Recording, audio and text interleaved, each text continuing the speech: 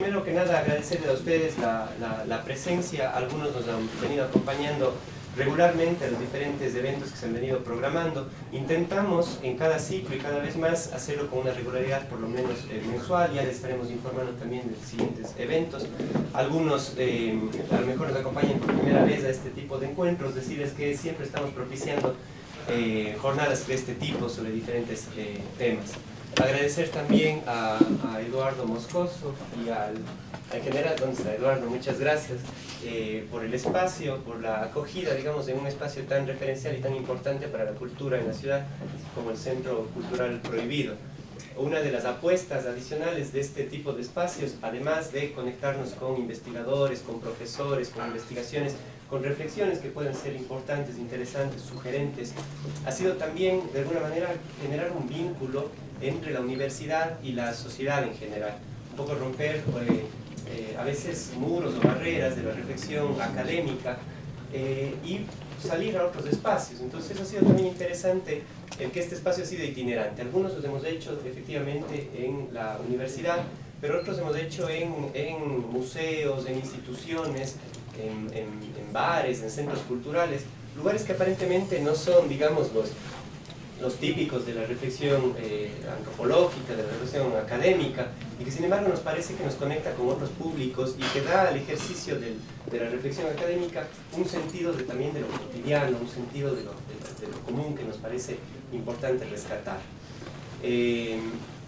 Ahora estamos en esta jornada un poco convocados para hablar sobre el humor y lo burlesco en las culturas populares. Nos parece un tema muy interesante, un tema que de alguna manera va más, digamos, no solamente los espacios, sino hay temas que se entienden más serios o más importantes que otros, y a veces el humor ha sido un tema que se ha quedado como un poco al margen de las reflexiones serias académicas, y nos parece que eso es un error, porque sin duda el humor tiene elementos muy importantes de cohesión social, de representación, de significación, de transgresión incluso social, que vale la pena y que hace importante que reflexionemos alrededor de ellos. Para esta jornada tenemos el gusto y el honor de contar con Alberto del Campo Tejedor. Él es profesor prometeo de la Universidad de Cuenca, profesor de la Universidad Pablo de Olavide de España, y nos acompaña y ha venido a acompañar y a fortalecer el programa de antropología de lo contemporáneo. Y en esta ocasión nos va a acompañar en esta jornada. Una persona de una formación bastante amplia, tiene formación además en antropología, en derecho y filología, un doctorado en antropología social. Es profesor, como decía, titular de la Universidad Pablo de Olavide en el Departamento de Antropología Social, y sus principales líneas de investigación han estado relacionadas a la epistemología, historia de la antropología, literatura oral, música popular, arte, religión y ritual, humor, deporte, turismo, intervención social, agricultura ecológica, sociabilidad. Ahora mismo está desarrollando un proyecto de investigación también aquí en la zona de Saraguro. Ha recibido varios premios y tiene varias publicaciones, pero más allá de eso, me parece que es una persona con una avidez, con una cultura general tan amplia, pero además con ese espíritu antropológico de encontrar en los resquicios, en donde a veces la gente deja temas o deja cosas que no parecían interesantes, encontrar lo profundo, lo significativo y reflexionar contundentemente sobre ello. Entonces, les dejo con Alberto y disfrutemos de esta velada y de este conversatorio en esta noche. Bueno, muchísimas gracias, Israel. Muchísimas gracias por su asistencia. Gracias por esa... Es la peor presentación que podías hacer de mí, porque cuando se hace una presentación tan elogiosa, uno nada más que puede hacer el ridículo, claro. Pues ya esperarán, si no hago aquí 4 o 5 ideas absolutamente geniales, dirán, pues el chaval no es tanto, oye, pues es una persona normal. Pues claro, pues es una persona normal, claro. En todo caso, muchas gracias por esas palabras, ¿no? Que me permiten, bueno, empezar a reflexionar con todos ustedes, ¿no? Sobre pues algunas cuestiones que me ocupan en los últimos 18 o 20 años y que, bueno, enseguida van a comprender que no siempre son consideradas en el ámbito académico, ¿no? Muchísimas gracias también a Eduardo Moscoso por albergar este encuentro de antropología. Espero que no se arrepientan por la temática que vamos a tratar. Porque es cierto que los antropólogos somos un poco como los parias de las ciencias sociales, de alguna manera, ¿no? Nos gusta un poco investigar eso que está oculto, ¿no? De lo que nadie se ocupa, de alguna manera, ¿no? Porque algunas veces es tabú, algunas veces es incómodo, o simplemente minoritario, ¿no? Oscuro en todo caso, ¿no? Pero bueno, si hay algo de aventura en la antropología social, yo creo que no está solamente en que a los antropólogos les guste ir a lugares más o menos exóticos, ¿no? Sino que, bueno, nos gusta también descubrir un poco lo que hay de extraño, de inusual, de sorprendente aquí, al lado, ¿no? En el barrio de al lado, ¿no? En nuestra propia ciudad, ¿no? En ese sentido, el humor sí ha sido un tema muy tratado desde la antigüedad, ¿no? La cultura grecolatina, ya hay muchísimos libros sobre la comedia, por ejemplo, ¿no? O sea, no es que no sea un tema del que el ser humano se ha ocupado, ¿no? Pero ha tenido un enorme sesgo, ¿no? Ha tenido un enorme sesgo, ¿no? Por ejemplo, durante toda la Edad Media hubo muchísimos debates escolásticos sobre el humor, ¿no? Por ejemplo, discutían dominicos y franciscanos, discutían, por ejemplo, sobre si Cristo había reído o no, ¿no? Y acabaron concluyendo que probablemente Jesucristo nunca había reído y que por lo tanto la risa solamente podía ser algo diabólico. Un tema que seguro que recuerdan ustedes en la novela de Umberto Eco, ¿verdad? Del nombre de la rosa, ¿no? Pero el caso, eso es muy significativo, ¿no? Que la Iglesia acaba concluyendo que no, que Cristo naturalmente nunca podía haber reído, ¿no?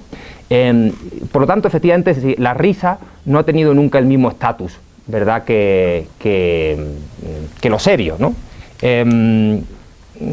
La comedia, por ejemplo, nunca ha tenido la misma aceptación que la tragedia, ¿no? Y todavía hoy, incluso en el cine, ¿no?, parece que las comedias son un género menor, salvo honradas excepciones, ¿no? No sé, Woody Allen, por ejemplo, ¿no? Bueno, pues sus comedias sí tienen cierto prestigio, pero por lo general, ¿no? Seguimos con una idea secular de que quien se dedica a escribir tragicomedias pues está en el punto intermedio, pero quien hace novelas es algo más serio que quien, qué sé yo, pues escribe cuentos burlescos, por ejemplo, ¿no? Claro que siempre ha habido un humor respetado, ¿no? Siempre ha habido un humor culto, refinado, ¿no? En todas las épocas, ¿no? No es que el humor no se haya considerado, en todas las épocas se ha aceptado, ¿no? Pero siempre pasándolo, digamos, por un filtro, ¿no? Por ejemplo, en el cortesano, ¿no?, de Castiglione, él decía que el hombre de letras y de armas debía ser también dominador del ingenio. Decía, tenían que ser personas con ingenio y donaire, decían, ¿no? Es decir, incluso podían contar lo que llamaban facecias, ¿no?, que son el equivalente a lo que nosotros los españoles llamamos chistes y creo que vosotros cachos, ¿no? Por lo tanto, eso era el ingenio, ¿verdad?, ha sido un elemento también de los caballeros, pero siempre, como digo, había unos preceptos específicos humorísticos, ¿verdad?, que especialmente a partir del siglo XVII, XVIII, se deslinda, ¿verdad?, se establecen dos categorías, dos tipos de humor. Hasta el siglo XVIII, el humor popular, que a mucha gente hoy puede parecerle a veces chabacano, grosero, incivilizado, subversivo en ocasiones, o simplemente de mal gusto, hasta el siglo XVII-XVIII estaba mucho más mezclado. Los autores cultos se inspiraban también en ese humor popular, ¿verdad? Pensemos, por ejemplo, en Cervantes, en Sancho Panza, ¿no?, en Quevedo, ¿no?, o en Rabelais, por ejemplo, ¿no? Es a partir del siglo XVII-XVIII, ¿verdad?, cuando, especialmente en Francia, ¿verdad?, pues la burguesía, ¿verdad?, empieza a dictaminar un poco el buen gusto, en todos los sentidos, ¿no? ¿Cuántas cosas debemos, hoy a los franceses podrían decir algunos, en todo caso no sé si le debemos o no, pero somos herederos en gran medida del proceso de civilización, llaman ellos, ¿verdad?, que empezaron en Francia en el siglo XVIII, las maneras de comer, ¿no?, utilizar el tenedor, la manera de la mesa, ¿no?, la manera incluso de andar, ¿no?, el niño anda recto, ¿no?, no te tires por el suelo, la manera de hablar con un determinado tempo. Todo esto en gran medida viene auspiciado, ¿no?, por la burguesía francesa, que dictamina efectivamente las buenas maneras, el buen gusto, y por lo tanto establece también que hay un buen gusto en el humor, ¿no? Uno puede tener buen gusto en el humor y mal gusto. ¿Quiénes son los que tienen mal gusto? Lógicamente los no civilizados, los no urbanos, típicamente los salvajes que viven fuera del ámbito europeo, y dentro de las propias naciones europeas, los campesinos, claro, que son un poco como el equivalente de los exóticos que estudiaban los antropólogos, pero en las propias naciones, ¿verdad? Los campesinos eran un poco esos otros exóticos no civilizados que tenían unas maneras muy rudas y que en sus fiestas, en sus celebraciones, seguían teniendo un tipo de humor que, por lo general, no se ajustaba a los cánones de la convencionalidad. Y por lo tanto, había habido, especialmente en el siglo XVIII, un humor prohibido. Un humor prohibido. Bueno, a mí de lo que me gustaría hablar hoy es del humor prohibido, del humor de mal gusto. Yo creo que el contexto es el idóneo, ¿no? Claro, en todo caso, yo no me he dedicado a estudiar qué sé yo, a Shakespeare, ¿no? Sino me he dedicado a estudiar un poco el humor popular y por lo tanto les tengo que contar algunas cuestiones de mis investigaciones que tienen que ver un poco en gran medida con el humor prohibido. Y dentro de ese humor prohibido creo que este contexto demanda que seamos un poquito, no digo subversivos, pero sí un poco sucios, vamos a llamarlo así. Y entonces les propongo que hablemos un poco sobre el humor obsceno y escatológico incluso. El humor obsceno sí se ha tratado bastante, pero el humor escatológico yo creo que se ha tratado mucho menos, ¿no? En la escatología, bueno, ya saben que nuestro diccionario, que dicen que limpia, fija y da esplendor, define la escatología como aquello relativo a los excrementos y las suciedades, ¿no? Y yo desde hace tiempo me he preguntado ¿por qué es tan universal y por qué está tan divulgado en las clases populares ese gusto por los chistes obscenos escatológicos en las fiestas? Algo que es absolutamente, no sé si natural, es una palabra un poco tabú para los antropólogos, pero todos los niños, ¿verdad?, hacen chistes y bromas absolutamente escatológicas, le encanta. Es después, ¿verdad?, que la civilización, la educación, rompe de alguna manera con esa inercia, ¿verdad?, y entonces pues se convierte en un tabú, salvo en las clases populares en determinados momentos rituales y festivos en que parece que, me perdonarán las palabras, la mierda se desparrama, ¿verdad?, en chistes, en coplas, en canciones, en trajes grotescos, etcétera, etcétera, ¿no? Por lo tanto, si les parece bien, traía 2 o 3 propuestas, pero como al final no tengo el don nunca de la brevedad, me voy a quedar en una. Y entonces, si les parece bien, tratamos eso. Podemos tratar también sobre el humor obsceno, o incluso pensaba tratarles, se me ha ocurrido también, porque yo no conocía el local, lo he conocido hoy, quizá podríamos hablar también un poco sobre la vinculación entre la risa y la muerte, ¿no? La primera vez que vine yo a Ecuador, aquí hace 7 años, me quedé fascinado con los velatorios, los funerales y los entierros de aquí, ¿no? ¿De qué se ríen los parientes del muerto? Me preguntaba yo, fascinante, ¿no? Con trago, ¿verdad?, con música, ¿verdad?, con enterradores absolutamente embriagados que en la propia fosa, cuando tiraban la tierra al ritmo de la música, pisoteaban la tierra encima del ataúd. Una maravilla, ¿no? Eso podríamos hablar también. Pero bueno, como voy a estar aquí 8 o 9 meses y espero no desagradarles tanto como para que no quieran oírme más, quizá podemos celebrar otra sesión de Formas del Humano con la cuestión de la muerte, la antropología de la muerte, u otra cuestión, ¿no? Si les parece, ¿eh? Y entonces nos centramos un poco hoy en el humor un poco escatológico, ¿no? En todo caso, si no les gusta, la culpa es de él, porque ha traído a alguien que no ha hecho investigaciones sobre Sófocles, no, sino sobre este tipo de cosas, ¿no? Que en fin, que alguien dirá, bueno, pues como un profesor se dedica más o menos serio, ¿no?, se dedica a este tipo de cosas. Bueno, pues bueno, la vida es así, ¿no? En primer lugar, no he perdido el tiempo en cosas mucho menos interesantes en mi vida que en esto de la literatura obscena y escatológica. Y por otro lado, no, pues aunque no una pedantería la cita, no, pero podemos citar aquí a Publio Terencio, ¿no?, esto que decía homo sum humani nihil a mi alienum puto, es decir, hombre soy y nada humano me es ajeno, ¿no? Es decir, esto de que los antropólogos nos dedicamos a que nada nos sea ajeno, incluso aquello que sea más irrelevante, si queréis, o despreciable, si queréis, ¿no?, o simplemente de mal gusto, pero nos interesa también lo que se considera de mal gusto, porque eso forma parte un poco de las facetas humanas. Bueno, pues lo obsceno escatológico, Y más en concreto podríamos hablar de algunas manifestaciones, pues también eso es demasiado amplio, ¿no? Sobre todo me interesa que conversemos sobre el por qué las culturas populares y no en otros estratos sociales siguen en las fiestas, sobre todo utilizando gran cantidad de chistes y sobre todo canciones escatológicas. No es solamente las culturas populares, ¿no? Piensen, por ejemplo, que Quevedo estaba un poco obsesionado con la mierda, obsesionado con el culo. Tiene un libro magnífico, ¿no? Gracias y desgracias del ojo del culo. Gracias y desgracias del ojo del culo, publicado en 1620, ¿no? O sea que esto no es una cosa reciente ni mucho menos, no. Y durante siglos y siglos se han seguido publicando, hasta el siglo XVII y XVIII sobre todo, gran cantidad de obras burlescas, ¿verdad?, precisamente sobre lo obsceno y lo escatológico. Es sobre todo ahora cuando nos parece una cosa de mal gusto y que por lo tanto estigmatiza de alguna manera a aquel que usa o que osa de alguna manera usar este tipo de lenguaje, ¿no? Pero hasta hace muy poco ha sido una cosa muy generalizada.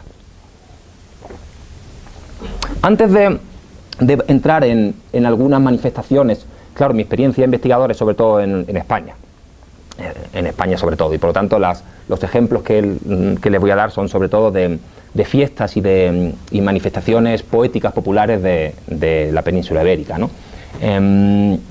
Pero antes de eso, quizá convendría enmarcar un poco, sin mucha pedantería, ¿no? Y si soy un poco pedante en alguno de estos, pues me llaman la atención y volvemos a las coplas escatológicas, ¿no? Pero sí sería bueno tener un poco un marco de comprensión, cómo utilizamos los antropólogos, cómo nos acercamos los antropólogos a comprender esto de la escatología, ¿no? Y bueno, ahí hay un autor naturalmente conocido por muchos de ustedes, ¿verdad?, el celebérrimo Bakhtin, ¿no?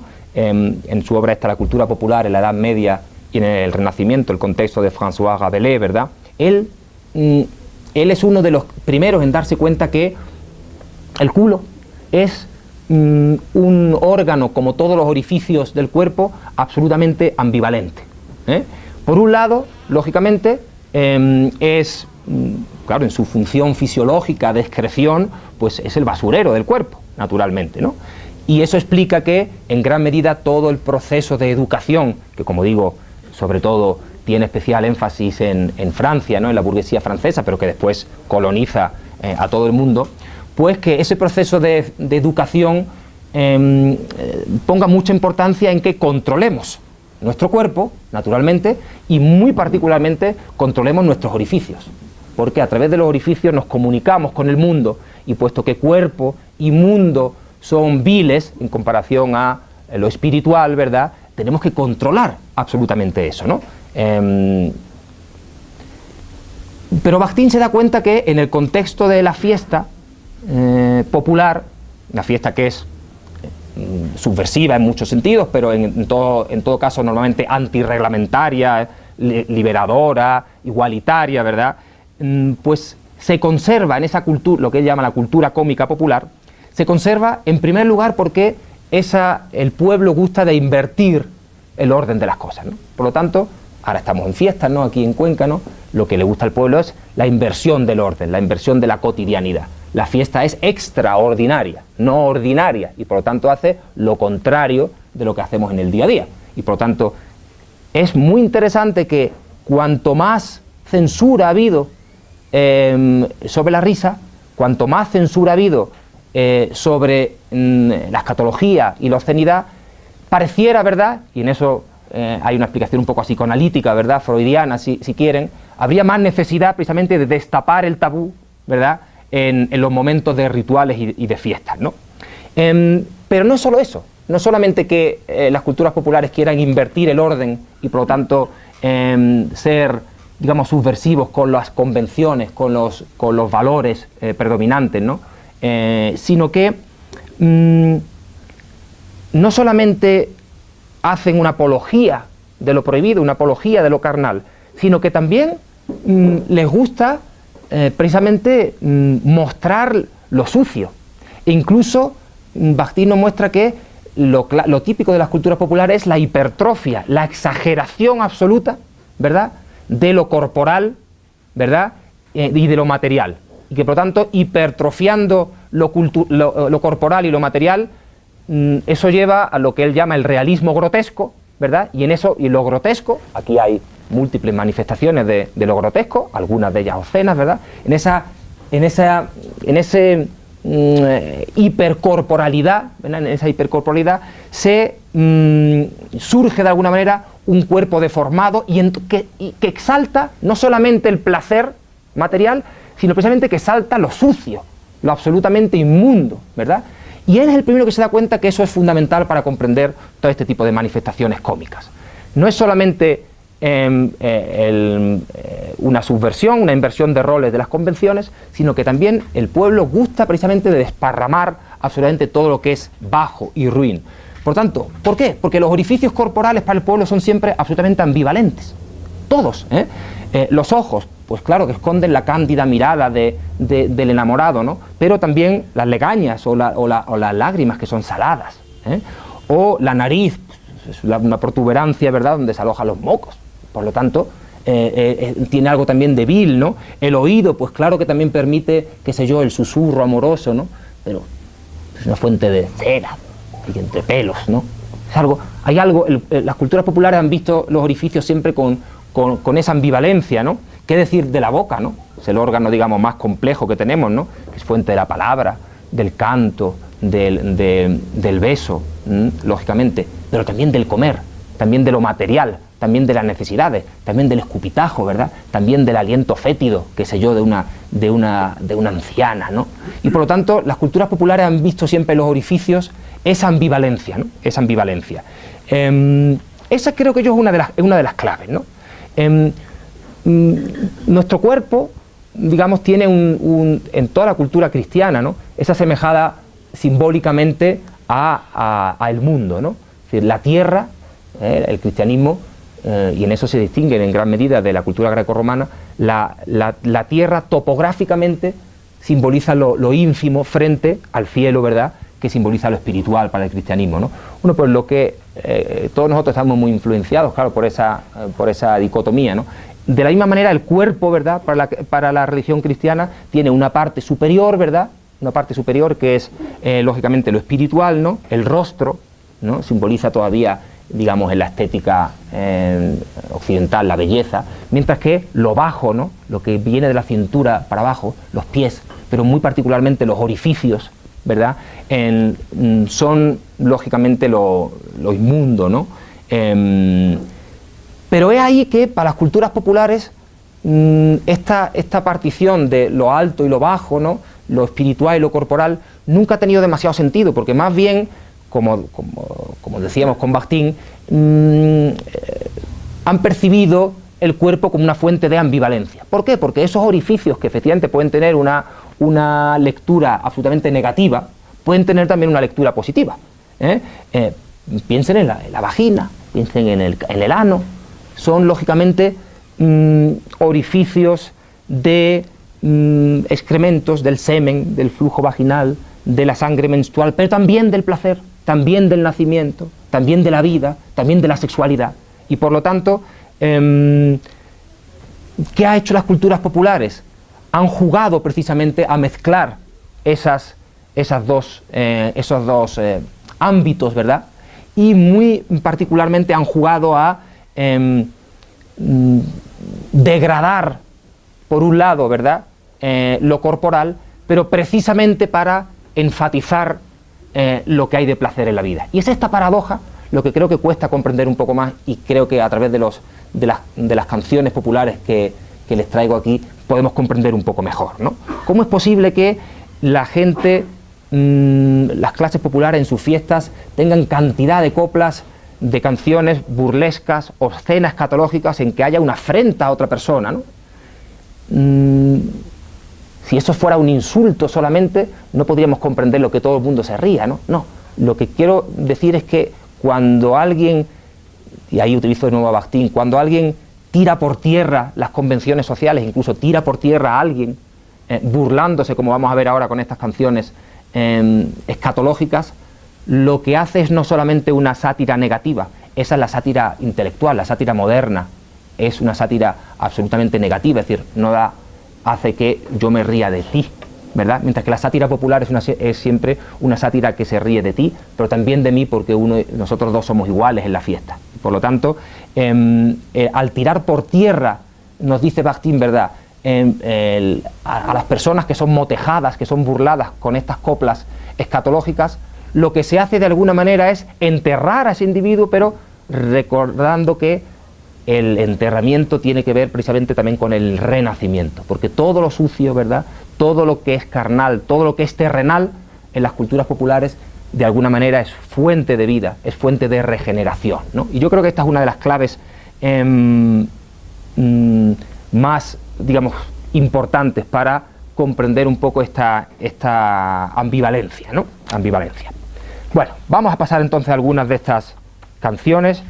En algunas de ellas son un poco malsonantes, pero ustedes perdonarán. Creo que me ha antecedido en los meses anteriores Pedro Cantero aquí, que ya habrá hablado de los culos y de las tetas y de los coños, así que ya nada, creo que ya se pueden pronunciar sin que nadie se alarme, ¿no?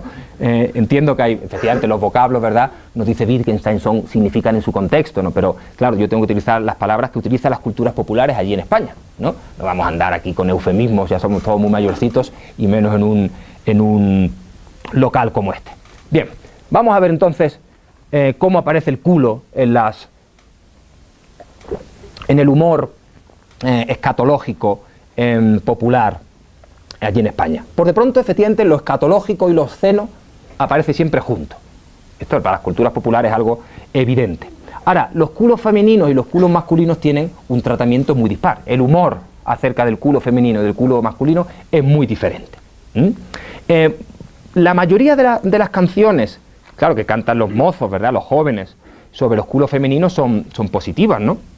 Ahí en España un refrán que se dice: al papel y a la mujer hasta el culo has de ver. ¿Por qué? Pues porque el culo tiene para un joven una faz positiva, es un otero de ensueño, decía un poeta malísimo y pedantísimo del siglo XIX en España, un otero de ensueño, una cosa feísima, teniendo la palabra culo, ¿verdad? Decir un otero de ensueño es una cosa la más de kitsch, pero bueno, es evidentemente un órgano que tiene una faz positiva, ¿no? Y hay, por ejemplo, muchísimas canciones en España, por ejemplo, flamencas, ¿verdad?, en las que el culo aparece con esta sensualidad. Por ejemplo, en Priego, en Jaén, he oído yo en una buena juerga flamenca esta copla: gitanilla, menea ese culo que te quiero ver bailar, que está aquí tu gitanillo que te quiere de verdad. Esto no es obsceno, ¿no? No es escatológico en absoluto, ¿no? Es más bien poético, ¿no? Aunque normalmente las culturas populares han querido siempre, qué sé yo, salpimentar un poco el erotismo con una pizca más de guasa, ¿no? Por ejemplo, cásate y tendrás mujer y le tocarás el culo, y a eso de los 15 días como si tocas el tuyo.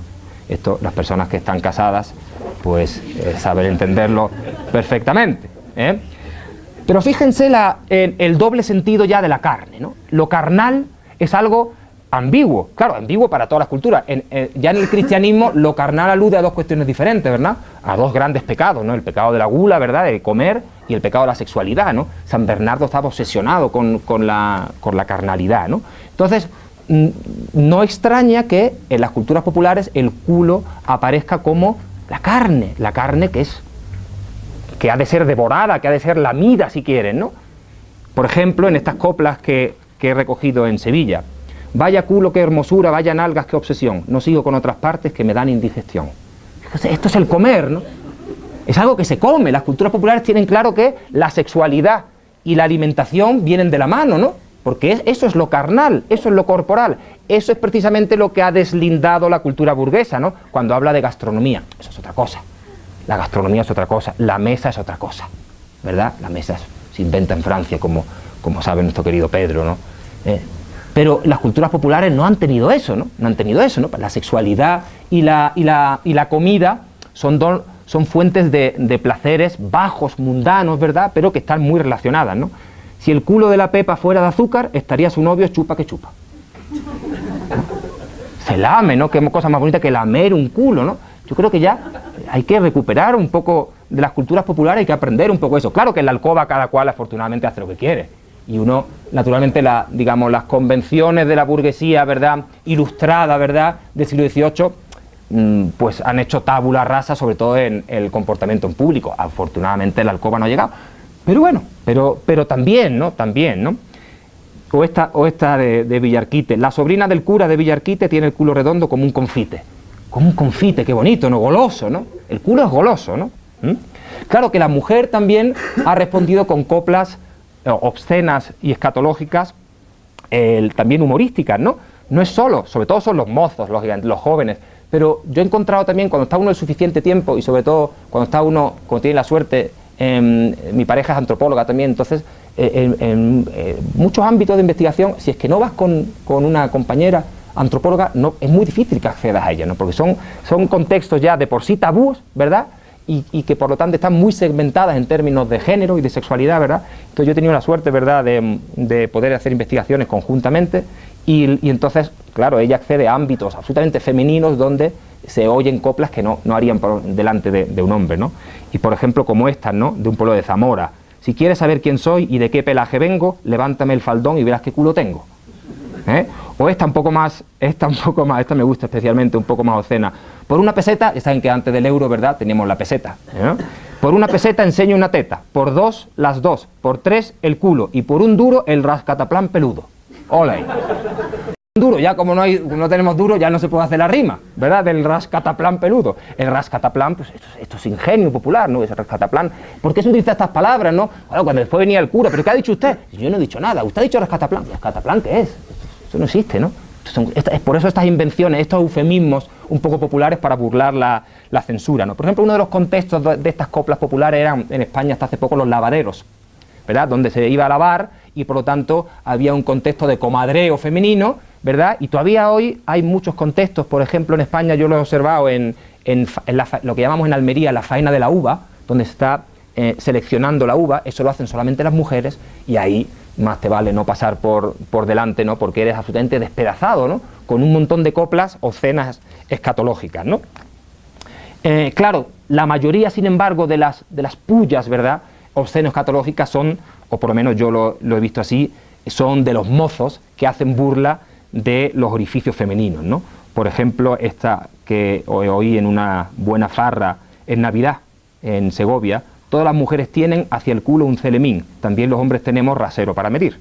Eso es ambiguo, pero evidente, ¿no? O desde el culo al ombligo de las mujeres hay un santo que llaman Domingo Pérez. Desde el culo al ombligo de las mujeres hay un santo que... Fíjense, ¿no?, la mezcla. Esto es lo que gusta a las culturas populares, ¿no? Desacralizar de alguna manera, mezclar, pues el santo, ¿no?, un tal San Domingo Pérez, ¿no? Todo el mundo sabe a qué se alude, ¿no? Pero esto es un poco lo que les gusta a las culturas populares en las fiestas, ¿no? Desacralizar por un lado, pero sobre todo la mezcla, ¿no? La mezcla, ¿no? La mezcla de lo sagrado con lo jocoso. Claro, digo que la mayoría de las coplas de canciones obsceno-escatológicas sobre el culo son masculinas porque, digamos, las culturas populares, aquí voy a citar a Foucault, aunque es el autor más pedante que se puede citar, ¿verdad? Es una pedantería, todo el mundo cita a Foucault, nadie lo lee, pero todo el mundo cita a Foucault. Bueno, yo no voy a hacer menos, ¿no? Voy a citar a Foucault también, ¿no? La historia de la sexualidad, ¿verdad?, cuando nos habla que, digamos, el acto modelo de penetración, ¿verdad?, pues el que sirve, cuando se asimila la relación sexual a la relación social, pues hace que la pareja masculino-femenino en Occidente esté dicotomizada con lo activo, lo pasivo, lo macho y lo hembra, ¿verdad?, en ese acto, digamos, de penetración que sirve metafóricamente para fundamentar, digamos, un tipo de relación sexual, naturalmente machista, ¿verdad?, naturalmente misógina, homofóbica, ¿verdad?, pero que está muy presente en las culturas populares, ¿no? Pues hay cantidad de coplas, ¿verdad?, que si la escuchara Foucault, ¿verdad?, probablemente se reiría mucho porque pone muy de relevancia esta idea de lo activo y lo pasivo, ¿no? Y por lo tanto el orificio es, por definición, algo pasivo, que engendra algo, es un orificio, ¿no? Y hay cantidad de coplas en ese sentido.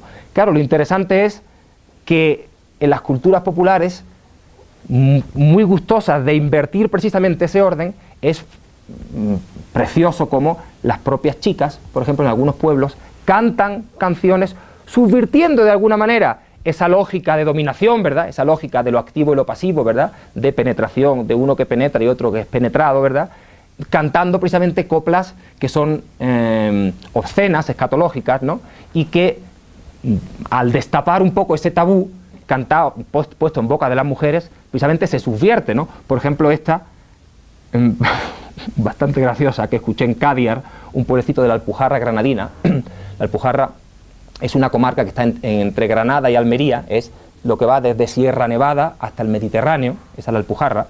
Y escuché en boca de unas jovencitas que iban de borrachera, lógicamente, coplas como esta: si me clavas el puñal, no lo claves en el pecho, clávamelo en el culo, que tengo el agujero hecho. Esto es invertir el orden, riéndose precisamente. Claro, imagínense los chicos, ¿no? Eso abochorna a los chicos, ¿no? Pero no porque sea deslenguado, sino porque está invirtiendo el orden precisamente frente a esas coplas que dicen: nosotros somos los machos los que venimos aquí a tener relaciones sexuales desprovistas de afecto, desprovistas solamente sexual, solamente de penetración. Si es que las chicas cantan esto, evidentemente de alguna manera están invirtiendo esto, ¿no? Bueno, hay algunas que son, la verdad, un poco duras, ¿eh? No sé si... Bueno, me voy a animar, ¿no? Me voy a animar, ustedes me perdonan, ¿eh? Allí, digamos, ¿qué coplas le contestaban en este pueblecito que se llama Cádiar? ¿Qué tipo de coplas le contestaban los chicos? Pues, por ejemplo, algunas un poco soeces, naturalmente, pero esto es la cultura popular, ¿no? Si quieres que te la meta, respondían los chicos, me tienes que dar un duro, que cuesta mucho trabajo el meterla por el culo. Lo del duro y culo, la verdad que ha sido una rima muy fácil. En España hay cantidad de coplas. Ahora ya con el euro, no sé, el euro tiene una rima dificilísima, ¿no? Euro, no sé yo qué va a ser de la cultura popular con el euro, ¿eh? Claro, por lo tanto, claro, muchas de estas coplas están, como en gran parte del folclore obsceno escatológico, es evidente que está visto desde el universo de valores masculino, ¿no? Y que además, cuando un poco la testosterona se alía con la misoginia, pues tenemos una serie de coplas que, visto desde el punto de vista de la igualdad de género, pues son absolutamente escandalosas, ¿no? Porque toman precisamente el coito, ¿verdad?, como un acto violento, un acto de dominación masculina. Pero bueno, yo no quiero hablar ahora de esto, ya en otras ocasiones hemos hablado, en otros contextos, y hay también mucha literatura en la que uno también ha colaborado, digamos, denunciando un poco este tipo de cosas, ¿no? Pero bueno, los antropólogos nos tenemos que dedicar muchas veces a ver, a observar y a analizar, independientemente que nos parezca justo, ¿no? Nos parezca bonito, ¿no? Esta es una de las manifestaciones populares, ¿no?, que lógicamente está dentro de una cultura que es machista y que se pone de relieve especialmente en esos momentos en que los jóvenes, ¿verdad?, de alguna manera tienen que bueno, exaltar un modelo de hombría, ¿verdad?, desprovisto, como decía precisamente, de sentimientos, ¿verdad?, porque eso debilita, ¿verdad?, en esas edades entre los 14, 15, 16, 17 años, ¿verdad?, en que uno precisamente accede al estatus de hombría, al reconocimiento de hombría, precisamente con este tipo de exhibiciones de dureza, ¿no? Y ahí donde aparecen en muchas de estas fiestas, ¿verdad? Por ejemplo, en España eran en un momento propicio también las fiestas de quintos. Los quintos eran cuando antes era el servicio militar, era obligatorio, y entonces había un día, ¿verdad?, en que se medía a todos los jóvenes del pueblo, y esos iban al servicio militar obligatorio, y esos días previos, ¿verdad?, los quintos, esos eran los quintos, ¿verdad?, pues celebraban unas fiestas báquicas absolutamente y de borrachera, donde aparecían un montón de coplas de estas, porque ya cuando volvían del servicio militar ya eran hombres. Era el último momento, ¿verdad?, el momento liminar, el momento de transición en el que el joven se convertía en hombre y por lo tanto tenía que hacer una exaltación, una exhibición precisamente de esta hombría absolutamente animal, podríamos decir, ¿no? Entonces, por eso hay un fenómeno muy interesante del humor burlesco, son lo que, también es un poco una pedantería de filólogos, pero los filólogos le llamamos las contrafactas. Los contrafactas son, como muchos de ustedes saben, pues remedos de algún tipo de composición poética, ¿verdad?, que se da la vuelta, es decir, se hace lo contrario, ¿no? Y entonces hay un gusto en España muy, muy extendido en hacer coplas burlescas, canciones burlescas, remedando precisamente algunas otras que tienen unos versos muy parecidos, pero haciendo lo contrario. Por ejemplo, hay unas canciones muy extendidas en España, muy correctas y muy de piropos, que empiezan: en el mar se crían peces. Por ejemplo, tengo aquí varias. En el mar se crían peces y en la orilla caracoles. Y se dice: en el pueblo de Cuenca, bueno, esto es una ciudad, pero en la ciudad de Cuenca, muchachitas como flores, ¿no? Bueno, pues estas canciones que empiezan: en el mar se crían peces, yo he escuchado cuando el calor de la fiesta y el vino pues es abundante, que los mozos cantan, en el mar se crían peces y en la tierra caracoles, y en el culo de las mozas hacen nido los gorriones. Estos son los contrafactos, eso hay muchísimo, ¿no? Esto es muy popular. Esta es la inversión del orden, ¿no? Tomo una poesía absolutamente correcta, amorosa, erótica, ¿verdad? Y le doy la vuelta introduciendo elementos sucios, ¿no? Elementos sucios. Bueno, claro, frente a esas coplas que exaltan, de alguna manera, la belleza o los órganos femeninos, y muy especialmente aquí estamos hablando hoy del culo, ¿verdad? Hay muchísimas canciones también satíricas en que se convierten en pullas, ¿no? En que se trata precisamente de degradar grotescamente el culo femenino. Esto es lo popular, que en la misma fiesta se va a dar precisamente esta hipercorporalidad positiva de exaltación de los placeres mundanos, pero por otro lado se va a degradar absolutamente eso, ¿no? Por ejemplo, amarillo canario tienes el culo, aunque no lo he visto, me lo figuro.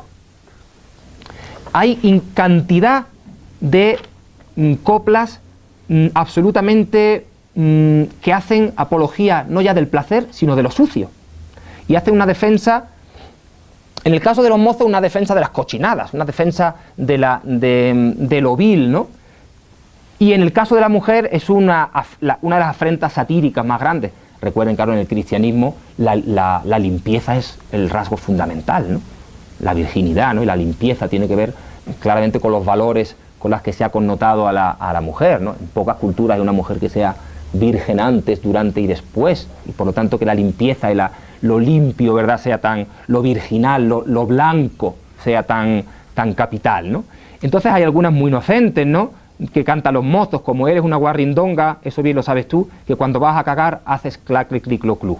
Esas son muy inocentes, pero hay algunas, y ustedes me van a perdonar de nuevo, verdaderamente groseras, verdaderamente groseras. Incluso a mí, que me gustan estas cosas, hay algunas que incluso yo me escandalizo. Por ejemplo, esta que recogí en Cantabria, que es en el norte, ¿no?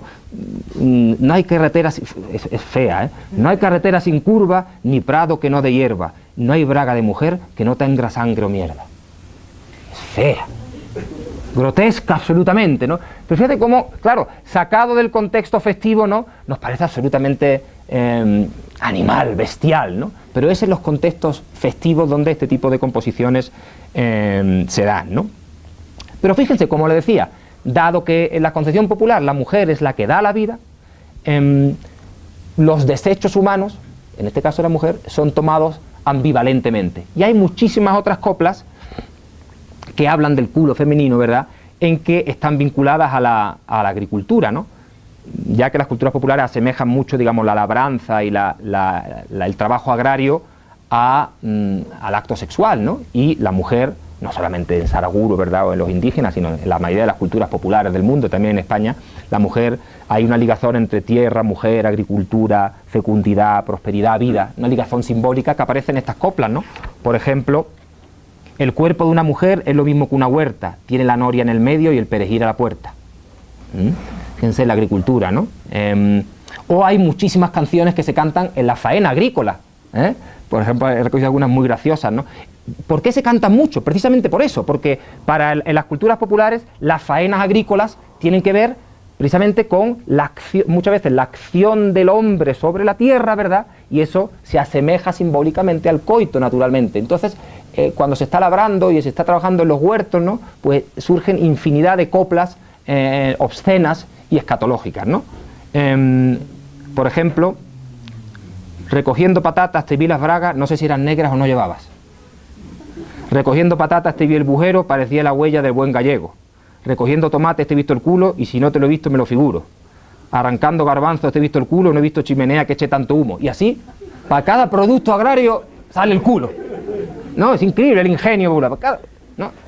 Claro, yo no he estado recogiendo, no he podido hacer trabajo de campo recogiendo todo, por eso los antropólogos hacemos observación participante, ¿no? Pero claro, tú no le puedes preguntar a la gente, ¿usted qué tipo de coplas cuando recoge tomates canta? No, tiene que estar ahí, ¿no? Tiene que estar ahí cuando ya tiene la suficiente confianza y ya se olvidan de que hay un antropólogo ahí, ¿no? Y tú sobre todo llevas varios días recogiendo tomates, entonces cuando empiezas a escuchar esas canciones porque se olvidan, que el insigne doctor antropólogo está ahí, pero ya porque se olvidan, ¿no? Lógicamente, por eso los antropólogos nos cuesta mucho tiempo estar, por eso venimos por 9 meses y no nunca unas semanas haciendo preguntas, ¿no? Sino venimos 9 meses para vivir. En mi caso estoy viviendo ahí en las comunidades de Saraguro, ¿no? Otro motivo grotesco y escatológico obsceno es la gordura. Lo gordo es absolutamente, el proceso civilizatorio europeo, ¿verdad? Lo gordo lo tiene como fuente de fealdad, de pecado, ¿verdad? Esto es un proceso que quizás estemos viviendo ahora el momento más, digamos, más, como diría, más grave, ¿verdad? Porque hay auténticas obsesiones, ¿no? Pero las culturas populares no. Las culturas populares, lo gordo es de nuevo ambivalente. Por ejemplo, en el libro que les citaba antes, de las gracias y desgracias del ojo del culo, de Quevedo, ese se dedica, recuerdo ahora, que en el preámbulo se dedica precisamente a una tal Juana Montón de Carne. Juana Montón de Carne, el apellido, ¿no? Esto gusta mucho a las culturas populares, ¿no? Bueno, pues hay muchas coplas que lo que hacen precisamente es mezclar, hacer parecer el cuerpo grotesco, mezclando precisamente la gordura y la suciedad. Algo que tiene una lectura equívoca para la cultura burguesa, pero que tiene una lectura muy inequívoca, muy ambivalente en la cultura popular, ¿no? No te cases con mujer de culo gordo, que cuando se tira un pedo te deja sordo. A la gorda le pica el culo y se rasca con un tarugo. Ahora bien, esto es el culo femenino, pero el culo masculino, ahí es algo bastante diferente. ¿Por qué? Porque mientras que encontramos la visión ambivalente siempre, pero esencialmente negativa, burlesca, satírica sobre el culo femenino, los propios Mozon, en esa inversión del orden, lo que hacen precisamente es apología, exhibición de la suciedad, ¿verdad?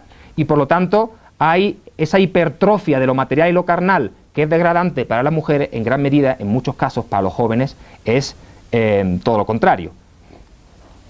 Por ejemplo, un jovenzuelo de 17 años de Sevilla, le oí cantar en una fiesta: todos los que cantan bien tienen pelos en el culo, y yo como canto mal no me ha salido ninguno, contaba él. Pero lo importante no es que el mozo critique precisamente eso, sino que hace todo lo contrario, lo exhibe, ¿no? Por ejemplo, en esa misma fiesta escuchaba de otro: estoy feliz, estoy contento con los pelos de mi culo, ayer yo me los conté y no me faltaba ninguno. Eso es lo grotesco, ¿no? Esto de lo que las culturas burguesas han alejado absolutamente, ¿no? Mientras que las culturas populares han hecho precisamente exhibición. Lo mismo con la idea de sodomización. Perdonen la palabra, el dar por culo, ¿verdad? En España es de nuevo ambivalente. ¿Por qué? Porque es un término que se utiliza jocosamente, que se puede utilizar precisamente entre iguales. Entre jóvenes se pueden permitir utilizar ese término, ¿no? ¿Y qué hacen las culturas populares? Lo que hacen en sus canciones es dar por culo precisamente al poderoso, ¿no? Por ejemplo, siempre es el alcalde, el boticario, el cura a veces, ¿verdad? El jefe, por lo general, al que las culturas populares dan por culo, lógicamente, ¿no? Por ejemplo, en esta canción que recogí en León, de unos mineros absolutamente rudos, varoniles, ¿no? Con pelo en el pecho, ¿no? Pero que cantaban este tipo de cosas, pues estaban precisamente oprimidos. A mayor opresión, mayor necesidad hay también de subvertirlas en las fiestas, ¿no? En el Pozo de Sotillo, el Pozo de Sotillo es un pozo minero precisamente, había un mangante que quería dar por culo al vigilante. El vigilante, como no era tonto y entendía un poco más, le quería dar por culo al capataz, y así sigue una retahíla en que todo el mundo da por culo a otro, pero siempre el que está abajo da por culo al que normalmente está arriba. Claro, eso es la inversión del orden, ¿no? Popular, ¿no? Lógicamente, ¿no? Y al final el que acaba siendo dado por culo es el jefe de todos los capataces mineros, es decir, el que ha puesto el capital, ¿no? Ese es el último, le dan por culo y él no da por culo a nadie. Claro, eso es la cultura popular, es que se joda, ¿no? Y entonces después de la canción acaban todos: que se joda, eso es, ¿no? Claro, es una subversión simbólica, porque acabada la fiesta hay que volver a la mina, pero las culturas populares en muchos casos solamente han podido mostrar, digamos, la subversión en términos simbólicos, ¿no? Claro, el culo para la cultura, digamos, esto de dar por culo tiene una doble connotación. Por un lado, los jóvenes se igualan a sí mismos con este tipo de chanzas, ¿verdad? Pero por otra parte, la masculinidad tradicional, un poco androcéntrica, el orificio que está atrás, hay que vigilarlo, porque así como en nuestra cultura pensamos que la mujer se hace con la naturaleza, es una construcción, naturalmente, ¿no? Se hace con la menstruación, no es que biológicamente se convierta en mujer, pero eso piensa nuestra cultura, ¿verdad? Los hombres nos hacemos culturalmente, piensa nuestra cultura, y estamos siempre pudiendo volver al útero materno. Eso hace que los hombres, cuando nos abracemos y eso, pero sin mariconada, o sea, sin mucho contacto, ¿verdad? ¿Por qué? Porque peligra en la concepción, digamos, masculina tradicional, peligra. Hay que vigilar continuamente la masculinidad. La mujer no tiene que vigilar tanto eso, ¿verdad? Porque se piensa en nuestra cultura que es por naturaleza. No, ha tenido menstruación, ya es mujer. El hombre no. Los hombres no tenemos menstruación y por lo tanto tenemos que estar continuamente bajo sospecha, ¿no? Entonces, por eso que, bueno, hay que vigilar la parte trasera, ¿no? Y hay una gran cantidad de coplas que aluden precisamente a eso, ¿no? Bueno, de nuevo, ¿no? Hay una palabra malsonante, pero me van a perdonar. Si quieres andar tranquilo por calles y callejones, ponte una chapa en el culo y un caldín en los cojones. Dicen en Córdoba, ¿no? Si cruzas el arrabal y el arrabal está oscuro, échate la mano atrás o te darán por culo. Otra vez de nuevo, ahora lo sagrado aquí, los santos, ¿no? Cuando yo voy a mear, le pido a San Cayetano que no me ponga en el culo lo que yo tengo en la mano. Esto es muy de Bakhtin, ¿no? Esto es muy de Bakhtin, ¿no? Lo profano y lo religioso, ¿no? Lo sexual, ¿no? Y hay otro, ¿no? Claro, el sodomizado es, de alguna manera, el no hombre, ¿no? Es lo hembra, ¿no? Y por lo tanto, mostraría un poco la naturaleza esa sumisa, femenina, animal. Una última, tengo algunas 4, pero tengo algunas más de esta temática, pero paso a otra, ¿no? A la coprofilia, ¿no? Una última de esta temática, si te cuentas 4 huevos, empieza una, si te cuentas 4 huevos, algunas son ingeniosas, otras son muy malas, esta es particularmente ingeniosa. Si te cuentas 4 huevos, no te creas Superman, es que estás a 4 patas y te están dando por detrás. O sea, ¿qué ocurrencia? Es muy visual, ¿no? ¿Se imagina? ¿A que sí? ¿A que se imagina? Se lo están imaginando todo. Claro, en eso se distingue también el humor culto. El humor culto es abstracto, el humor popular es siempre concreto, absolutamente concreto, ¿verdad? En general el lenguaje popular, esto Machado tiene una cosa muy bonita, ¿no? Que Machado, ¿cómo es esto de Juan de Mairena, ¿no? Que le dice a su alumno, a ver, ponme en clave poética, claro, para Machado en clave poética es decir, como habla el pueblo, póngame en clave poética la siguiente frase, los eventos consuetudinarios que acontecen en la rúa. Y el alumno dice, lo que pasa en la calle. Y Machado dice, no está mal. Es decir, el pueblo dice lo que pasa en la calle. ¿A qué vamos a decir los eventos consuetudinarios que acontecen en la rúa? Esto es pura pedantería, claro. Esto es el juego del lenguaje, ¿verdad? De la cultura letrada, ¿no? Bueno, pues el humor popular se distingue en gran medida también así del humor culto, ¿verdad? La ironía del gentleman inglés, eso no puede entenderla nunca en las culturas populares. Pero esto sí, ¿no? Esto es absolutamente visual. Estás viendo al tipo ahí, ¿verdad? Que se cree Superman. No, claro, no. Es que le están dando por detrás al pobre, claro. Bueno, de estas hay muchas, ¿no? Hay otro tema que me parece también interesante y que obsesionaba, como digo, a Quevedo, la coprofilia, ¿no? Esta exaltación de la mierda, ¿no? ¿Cómo puede haber tanta defensa en las canciones del defecar y del ventosear? Hay, por ejemplo, en el siglo XIX, hasta el siglo XIX se vendían los ciegos, iban vendiendo pliegos de cordel, se llaman pliegos de cordel, ¿verdad? Porque lo ponían en un cordelito, ¿verdad? Y ponían ahí un pliego, o sea, como dos hojitas, la ponían ahí y el ciego cantaba ahí sus romances. Y muchas de esas eran absolutamente obscenas, escatológicas. Hoy nos parecería que, no sé, habría gente que llamaría a la policía probablemente, que hay niños, dirían probablemente, hay niños, ¿verdad? Que está escuchando cosas, ¿no? Pero tengo pliegos de cordel del siglo XIX, por ahí por libreros de viejo, que son muy coprofílicos, es decir, que hacen una alarde absolutamente del cagar, ¿no? Y del peder, ¿no? O sea, por ejemplo, de la libertad gozosa de defecar al aire libre, ¿no? Y hay muchísimas canciones en ese sentido, sobre todo cantada por chicos, ¿no? Por ejemplo, en Andalucía he cogido este fandango, una mierda en un camino se debe de respetar, que una mierda representa a un hombre que fue a cagar y si no caga revienta. La idea de cagar es interesantísima, ¿por qué?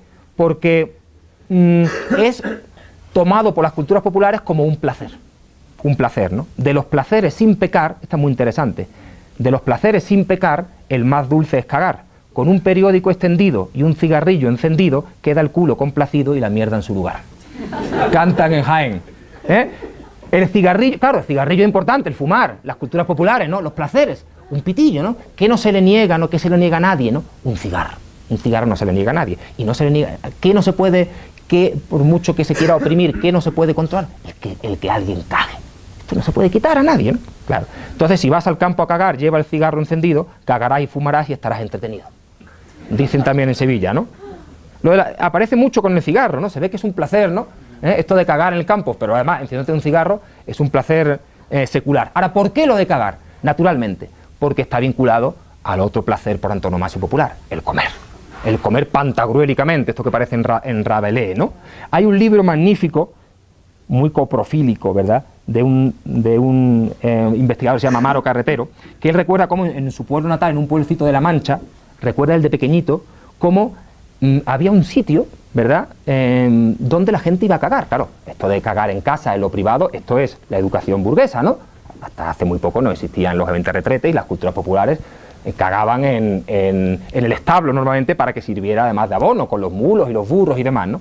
Pero en este pueblo en muchos sitios tenía un sitio, recuerda él que de pequeñito había un sitio donde todo el mundo iba a cagar. Y cuenta lo siguiente, es la única cita que me voy a permitir leer, pero porque es graciosa, que esto de las citas también es una pedantería, pero dice así, dice, cuando veías a un vecino cagar en los Quiñones era una especie de muro, ¿verdad?, pensabas con envidia, ese comió ayer.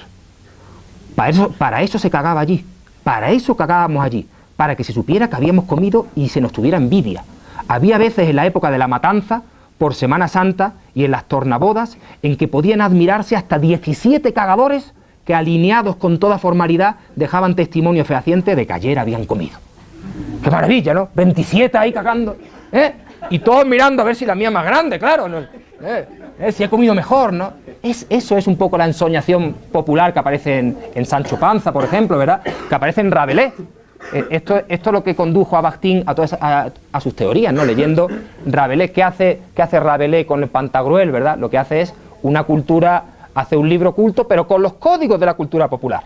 Con los códigos de la cultura popular. Cervantes también lo hizo, ¿no? Y Quevedo también, ¿no? En el siglo de oro de España, muchos, ¿no? Claro, en estos años eran lo que se llama en España los años de las hambres. Dice en Andalucía, de las hambres, ¿no? Los años de las hambres en que no se comía, ¿no? El año de la posguerra, de la guerra civil en España, por lo tanto la gente no comía. Y por lo tanto, el poder cagar en público y que la gente, incluso, ¿no?, con el rabillo del ojo, miraba y decía, joder, oye, por eso es matanza, ¿no? Por eso es matanza, ¿no? Es decir, que ese hartazgo pantagruélico generaba de alguna manera una excreción descomunal de la que uno tenía una satisfacción más o menos ambigua, ¿no? Por eso he oído también en Fuenlabrada de los Montes, un pueblecito de Badajoz, el cagar es un placer, de lo alegre que comiste, cague y no te pongas triste. Esa es la idea, ¿no? O también, muy interesante, la idea de cagar, otra idea muy popular, iguala, ¿verdad? Es algo que todo el mundo tiene que hacer. Y por lo tanto, igual que, acuérdense de la danza de la muerte medieval, ¿verdad?, que se hizo muy popular precisamente en un momento de mucha jerarquía, la danza de la muerte igualaba todo, ¿verdad? Todo el mundo tenemos que morir. Bueno, pues esto igual, ¿no? Todo el mundo caga y por lo tanto las culturas populares delante del párroco, delante del boticario, delante del alcalde han cantado muchas veces canciones en que se exalta precisamente el cagar y lo que viene a decir, mira, tú tendrás una distinción, ¿verdad?, pero al final cagas igual que yo, ¿no? Por ejemplo, esta canción que oí, donde ya no me acuerdo, en Soria, en un pueblecito de Soria, está en Castilla. Cagar es un placer, de cagar nadie se escapa. Caga el rey, caga el papa, caga el buey, caga la vaca. Y hasta la señorita más guapa hace sus bolitas de caca. Viene el perro y lo huele, viene el gato y lo tapa. Total, en este mundo de caca, de cagar nadie se escapa. Clarísimo, ¿no? Nadie se escapa, ¿no?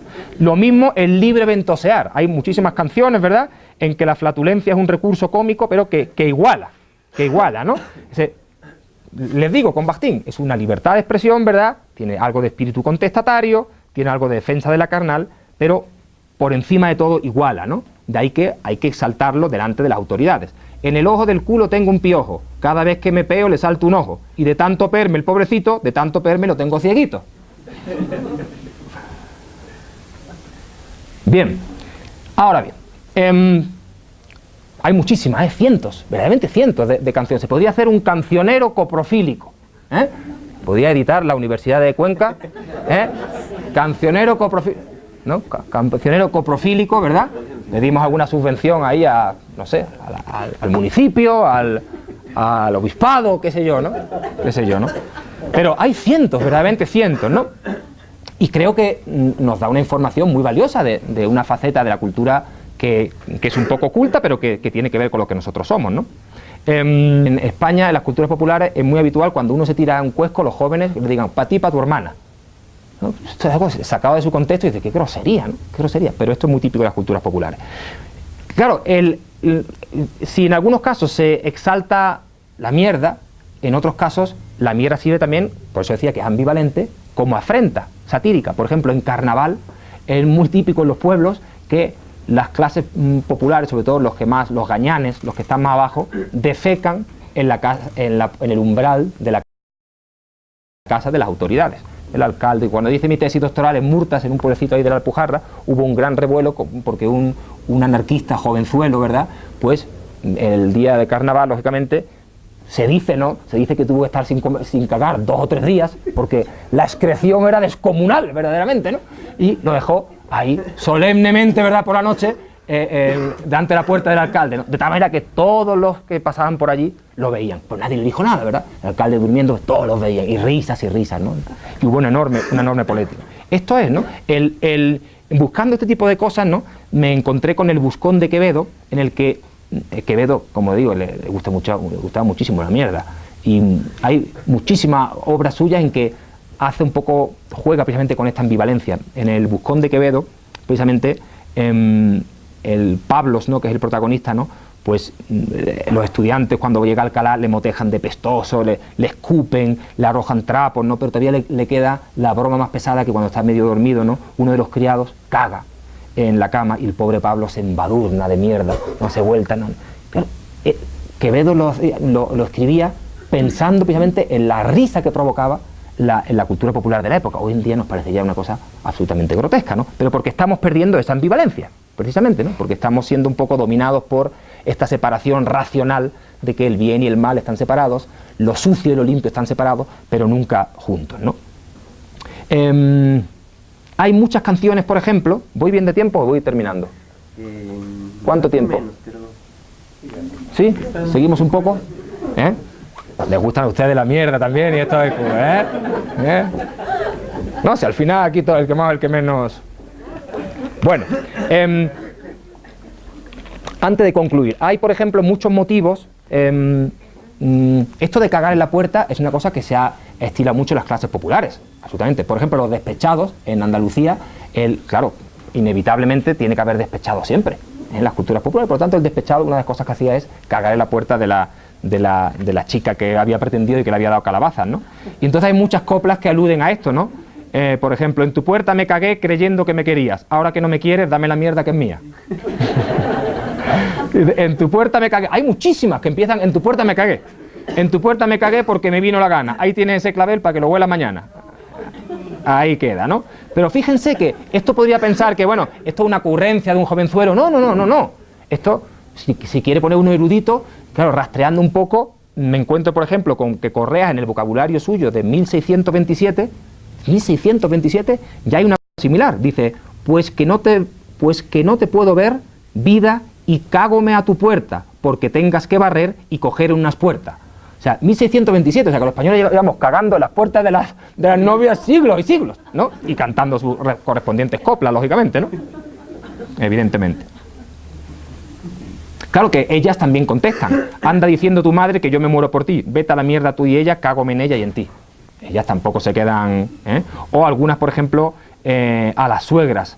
Hay muchísimo. La animadversión a las suegras, como todos sabemos, es uno de los pocos universales culturales. En todas las culturas y en todas las épocas históricas, la suegra te da por culo. Es así, ¿no? Decimos los antropólogos, ¿verdad? Hay muy pocos universales culturales, es decir, costumbres que se dan en todas las épocas históricas y en todas las culturas. Una, por ejemplo, como saben, es el tabú del incesto. El tabú del incesto existe en todas las culturas, ¿verdad? En ninguna cultura se diga, no, tú te puedes ir con tu hermana, con tu prima, aquí, con quien quiera. No, eso no existe, es un mito, esto de las hordas promiscuas que vivíamos antes. No. Es un mito. Bueno, pues la animadversión a la suegra es otro de los universales culturales, ¿no? Y hay un montón de coplas que degradan a la suegra aprovechando esta concepción, ¿no? Por ejemplo, a mi suegra le han pillado robando una aceituna, le obligaron a meterse por el culo una a una. Esto ha debido de ser una especie de sueño de un montón de mozos, ¿no? Ahora bien, de nuevo, la ambivalencia. El defecar sirve para degradar al otro, pero se asocia con el placer. Por ejemplo, en Quevedo cita un proverbio en su época: más te quiero que a una buena gana de cagar. Imaginaos decir a la novia, te quiero, o sea, te quiero más todavía que cuando tengo ganas de cagar. O sea, qué romántico, ¿no? O sea, te quiero ya la hostia, vamos, ¿no? Y claro, y entonces yo he oído coplas en ese sentido, ¿verdad? Te quiero como la mierda, no te olvido ni cagando, cada pero que me tiro es un beso que te mando. ¿Qué tío más romántico? ¿Qué tío más romántico? Hay algunos, la verdad, que... No, se dice en España, te quiero como la mierda, pero se dice, claro, en plan jocoso, ¿no? En plan jocoso, pero esto es lo que a veces parece una negación, un insulto, y no lo es, ¿no? Y no lo es, ¿no? O, por ejemplo, otro código muy popular, el mezclar lo bajo y lo alto, ¿verdad? Esto es fuente de humor en las culturas populares y por lo tanto a Quevedo también le gustaba, por cierto, tiene infinidad de sátiras en que mezcla metafóricamente con un lenguaje, digamos, muy altivo, lógicamente, el ojo del culo con el ojo de la cara, ¿no? Y también he encontrado coplas que juegan a mezclar eso, ¿no? Por ejemplo, aunque no te lo he visto, me lo figuro, del color de la cara tienes el culo. El mezclar lo alto y lo bajo, es decir, lo animal y lo que está domesticado, es típico también de las culturas populares. Bueno, voy concluyendo. Hay muchos otros motivos, ¿no? Uno también que es especialmente popular y muy bakhtiniano es naturalmente la sátira anticlerical, ¿verdad? En general las culturas populares son en gran medida juegan con esta inversión del orden y por lo tanto ¿por qué hay tantas canciones en que mezclan lo sagrado y hacen sátira de los clérigos, ¿verdad? Asociándolo precisamente al defecar? Por esto precisamente, ¿verdad? Porque el defecar humaniza, degrada carnavalescamente, ¿verdad? Pero de alguna manera como la muerte permite precisamente la regeneración, ¿no? Y hay una gran cantidad de coplas que aluden precisamente a frailes, a curas, ¿verdad? Que frente a, digamos, la imagen de espiritualidad, lo que hace el pueblo es reinterpretar esa imagen, ¿verdad? Diciéndole, sí, tú nos das sermones todos los días, pero tú cagas igual que nosotros. Por lo tanto, eres uno como nosotros. Y también te gusta la glotonería, ¿verdad? Y por lo tanto, aparece en gran medida la mierda asociada a lo clérigo. Curiosamente, en eso Bakhtin creo que se equivocaba. Bakhtin piensa que eminentemente el realismo grotesco y los scenos escatológicos es algo popular. Cada vez más estamos encontrando documentos, poesías goliárdicas, por ejemplo, en conventos que desde el siglo XII y XIII, benedictinos, por ejemplo, que guardaban una gran cantidad de canciones satíricas en que ellos mismos se autoflagelaban, ¿verdad? Y cantaban ellos mismos en latín. Y eran lo suficientemente graciosas para ellos como para que alguien, probablemente ocultándolo al abad de turno, lo escribiera en anotaciones al margen y la estamos descubriendo ahora, ¿no? Por lo tanto, esta cultura cómica, claro que, lógicamente, de espíritu carnavalesco se ha resguardado más en la fiesta popular, pero ha vivido también en las culturas oficiales. Quizás esa sería una línea de investigación muy interesante, ver lo que ha quedado en los conventos, por ejemplo. Quizás otro día podríamos hablar de eso, ¿no? De la cultura humorística clerical, ¿no? Pero bueno, acabo con alguna de estas composiciones paródicas, ¿no? Por ejemplo, una última, y con eso acabamos, ¿no? Una que es muy bonita porque se canta como una misa.